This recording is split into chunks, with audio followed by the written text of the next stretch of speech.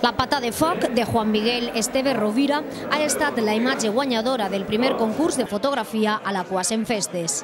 Un certamen organitzat per l'Ajuntament de l'Aquàs en Festes Majors per oferir una mirada diferent i innovadora, convidant a participar a qualsevol persona interessada en fotografiar l'esperit de la festa més alaquasera. El jurament dels premis va tindre lloc el passat divendres, 27 de febrer, tot i coincidint amb els actes de commemoració del 12è aniversari de la recuperació del Castell d'Alaquàs. L'alcaldessa d'Alaquàs, Elvira García Campos, el regidor de Cultura, Toni Saura, i acompanyats dels membres del jurat, Vicente Torregrosa, membre del Fotoclub de València, i Òscar Padi, fotògraf professional, van ser els encarregats de lliurar els premis i els accèssits. Bé, molt bona vesprada. El primer que hem de dir d'aquesta exposició és enhorabona i moltíssimes gràcies als que heu guanyat, als que vau participar, perquè sense dubte esteu col·laborant amb el vostre art, amb Missa Tècnica de Fotografia i amb ICEART.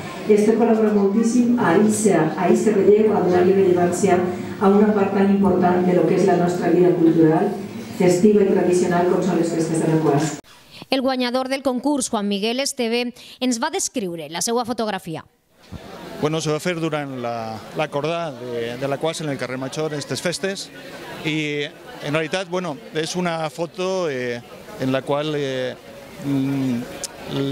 diguem, la part tècnica és que, bueno, tenien que estar molt prop del foc, entonces ahí estava la dificultat de fer-lo sense estar en perill. El segon premi ha estat per a la fotografia Ja passa el Crist de l'autor Vicente Martí Esteve i l'Ajuntament ha concedit també 7 accèssits a les imatges més destacades. L'exposició es pot visitar a la Sala La Torre del Castell fins l'11 d'abril i en ella es pot contemplar tant les imatges guanyadores com les que han rebut accèssit i altres seleccionades també pel jurat per la seva creativitat i qualitat fotogràfica.